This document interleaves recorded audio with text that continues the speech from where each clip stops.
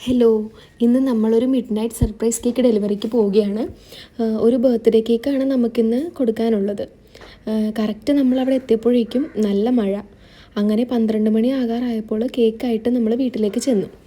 അവിടെ ബർത്ത്ഡേ ഗേളിനൊഴിച്ച് ബാക്കി എല്ലാവർക്കും ഈ സർപ്രൈസിൻ്റെ കാര്യം അറിയാമായിരുന്നു. അതുകൊണ്ട് തന്നെ വലിയ കോംപ്ലിക്കേഷൻസ് ഒന്നും ഇല്ലാണ്ട് നമുക്കിത് ഡെലിവറി ചെയ്യാൻ പറ്റി.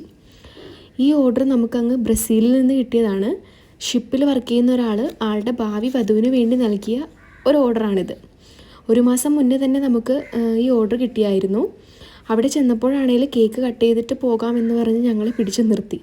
പിന്നെ കേക്കൊക്കെ കട്ട് ചെയ്തിട്ടാണ് ഞങ്ങൾ തിരിച്ചു പോകുന്നത്. ഈ കേക്ക് ഡെലിവറി കഴിഞ്ഞ സമയം എനിക്ക് മനസ്സിന് വല്ലാത്ത സന്തോഷം തോന്നിയായിരുന്നു.